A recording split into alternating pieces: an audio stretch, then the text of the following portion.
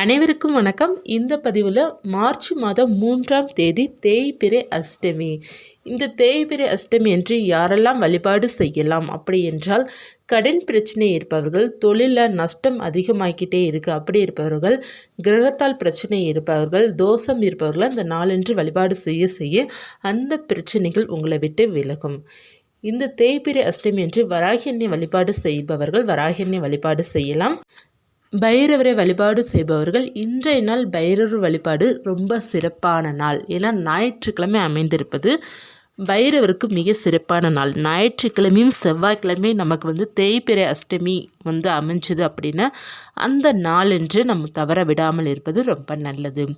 பைரவர் கோவில் பக்கத்தில் இருக்குது அப்படி என்றால் நீங்கள் கோயிலில் எப்போ வழிபாடு செய்கிறாங்களோ, அதாவது எப்போ அபிஷேகம்லாம் பண்ணுறாங்களோ, உங்களால் முடிந்த அளவுக்கு அபிஷேக பொருள் ஏதாவது ஒன்றாவது வாங்கி கொடுத்து விளக்கு ஏற்றி வைத்து வழிபாடு செய்துட்டு வருவது ரொம்ப விசேஷமாக இருக்கும்.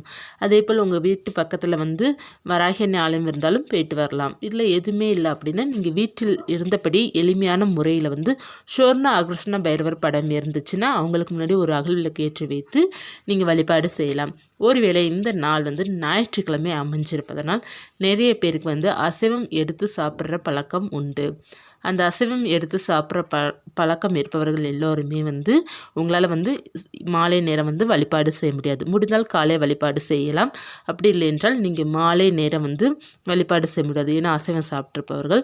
அப்படி இருக்கும் பட்சத்தில் நீங்கள் இந்த பரிகாரம் மட்டும் செய்தால் போதும். இது அசைவம் சாப்பிட்ருந்தாலும் இந்த பரிகாரம் செய்யலாம். தேய்பிறை அஷ்டமி என்று உங்களுடைய கடன் பிரச்சனை தீர வேண்டும் அப்படிங்கிறதுக்காக இதை வழிபாடு செய்துக்கோங்க. இந்த பரிகாரம் வாசலுக்கு வெளியே வைத்து தான் நம்ம செய்ய போகின்றோம். நீங்கள் ஒருவேளை மதியம் அசைவம் சாப்பிட்ருந்தீங்க அப்படின்னா மாலை நேரம் குளிச்சுக்கோங்க. உடம்புக்கு குளிக்கிறவங்க குளிச்சுக்கலாம். அப்படி இல்லைன்னா தலைக்கு கூட குளிக்கணும் விருப்பப்படுறவங்க தலை குளித்துக்கொள்ளலாம். குளிப்பது ரொம்ப நல்லது. குளிச்சுட்டு இந்த பரிகாரம் செய்துக்கோங்க. மாலை நேரம் எப்போ வரை நம்ம செய்யலாம் அப்படின்னா இரவு 10 மணி நீங்கள் தூங்க போகிறதுக்கு முன்னாடி வரை நீங்கள் இந்த பரிகாரம் செய்து கொள்ளலாம். ஏன்னா நமக்கு தேய்பிறை அஷ்டமி மறுநாள் காலை, அதாவது திங்கட்கிழமை அதிகாலை வரை நமக்கு இருக்கின்றது. அதனால் நீங்கள் இரவு 10 மணி வரை இந்த பரிகாரம் செய்து கொள்ளலாம். எப்படி செய்ய வேண்டும், இதற்கு தேவையான பொருள் என்ன அப்படின்னா, தேய்பிறை அஷ்டமினாலே கடன் பிரச்சனை தீர்வதற்கு நமக்கு மிகவும் முக்கியமானது என்ன அப்படின்னா மிளகு தான். 8 மிளகு எடுத்துக்கோங்க. 8 மிளகு எடுத்து ஒரு பச்சை கற்பூரம் துண்டு ஒன்று எடுத்துக்கோங்க. சாதாரணமாக நம்ம வீட்டில் பயன்படுத்தும் பார்த்திங்களா, சூடம் கற்பூரம் சொல்லுவோம் பார்த்திங்களா, அதை எடுத்துக்கோங்க. அது 2-3 துண்டு எடுத்துக்கோங்க. எடுத்துட்டு நீங்கள் என்ன செய்ய வேண்டும் அப்படின்னா, உங்களுடைய கடன் பிரச்சனை எல்லாம் தீர வேண்டும் அப்படிங்கிறத நீங்கள் பிரார்த்தனை செய்துட்டு, உங்களுடைய பிரச்சனை எல்லாமே என்னை விட்டு விலகணும் அப்படிங்கிறது கடன் பிரச்சனை இருப்பவர்கள் உங்களுடைய தலையை சுற்றி 3 முறை, வலது பக்கமும் இடது பக்கமும் 3 முறை, வலது பக்கம் 3 முறை சுற்றிட்டு அதை நீங்கள் வெளியே எரிச்சிட்டு வந்துடலாம். வெளியே எரிக்கிறதுக்கு நம்ம என்ன பயன்படுத்தணும் அப்படிங்கிறது ஒரு சில பேர் கேட்டிருந்தாங்க. ஏன்னா நிறைய பேர் வீட்டில் வெளியே டைல்ஸ் ஒட்டியிருப்பாங்க. அந்த டைல்ஸுக்கு மேலே நம்ம நெருப்பை வச்சோம் அப்படின்னா அந்த இடத்துல கருப்பாக பிடிச்சிரும். அது சொந்த வீடாக இருக்கிறவங்களுக்கு அது பிரச்சனை கிடையாது. வாடகை வீட்டில் இருக்கிறாங்க அப்படின்னா இந்த மாதிரி எரிச்சா வாடகை வீட்டில் இருக்கிறவங்க அந்த ஓனர் திட்டுவாங்க. நிறைய பேர்த்துக்கு இது டவுட் இருக்குது, கேட்டிருக்கீங்க. என்ன செய்யணும் அப்படின்னா, நீங்கள் இந்த கற்பூரம் எரிக்கிறதுக்கு, கண் திருஷ்டி கழிக்கிறதுக்கு நம்ம வெளியே இந்த கற்பூரம் இதெல்லாம் கொளுத்தும் போது நீங்கள் பழைய ஒரு அகல் விளக்காய் எடுத்து அது வெளியவே ஒரு ஓரமாக வச்சுக்கலாம். அப்படி இல்லை என்றால் நம்ம கம்ப்யூட்டர் சாம்பிராணி நம்ம யூஸ் பண்ணோம் பார்த்திங்களா, கப் சாம்பிராணியாக இருக்கட்டும், கம்ப்யூட்டர் சாம்பிராணி இருக்கட்டும், அதுக்கு நம்ம அதை வச்சு அந்த சாம்பிராணி இது பண்ணுறதுக்காக ஒரு தட்டு மாதிரி பிளேட்டு மாதிரி கொடுத்துருப்பாங்க. அதை கூட நீங்கள் பயன்படுத்தலாம். அதை நீங்கள் பயன்படுத்திட்டு நீங்கள் கொளுத்திட்டு வந்துட்டீங்க அப்படின்னா காலையில் அதை எடுத்து ஒரு ஓரமாக வச்சிடலாம்.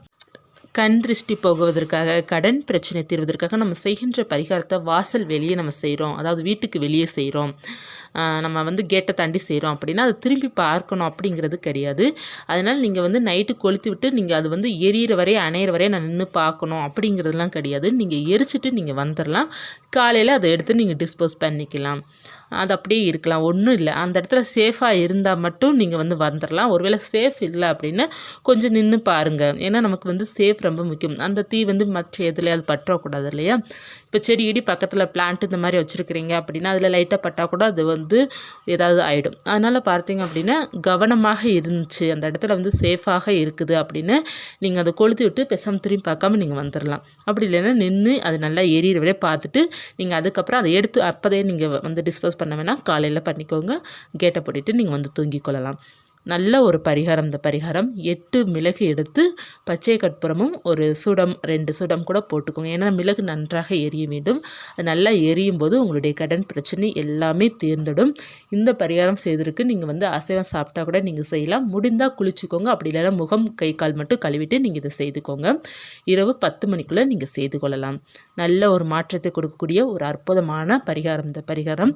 ஒருவேளை அசைவம் எடுக்கலை, நான் வழிபாடு செய்யலாம்னு நீங்கள் தாராளமாக வராகி அன்னைக்கு மிளகு தீபம் ஏற்றி வைத்து நெய்வேத்தியமாக மிளகு சாதம் அல்லது உங்களால் என்ன முடியுதோ நெய்வேத்தியம் வைத்து நீங்கள் வழிபாடு செய்யலாம். நீங்கள் பைரவரையும் வழிபாடு செய்யலாம். பைரவருக்குன்னு ஒரு அகல் விளக்கு ஏற்றி வைத்து நீங்கள் வழிபாடு செய்யலாம்.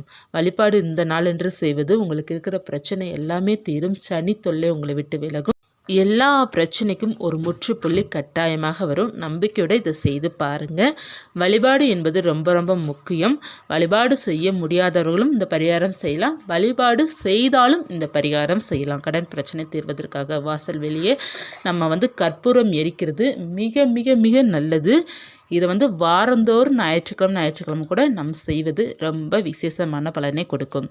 இந்த பதிவு உங்களுக்கு உபயோகமாக இருக்கும்னு நினைக்கிறேன். இருந்துச்சுன்னா லைக் பண்ணுங்கள். இது போன்ற ஆன்மீக தகவல், வராகின் பற்றிய தகவல், பூஜை தகவல், பரிகாரங்கள் தெரிந்து கொள்ளணும் அப்படின்னு சேனலை சப்ஸ்கிரைப் பண்ணி வச்சுக்கோங்க. மீண்டும் ஒரு தகவலுடன் உங்களை சந்திக்கிறேன். நன்றி.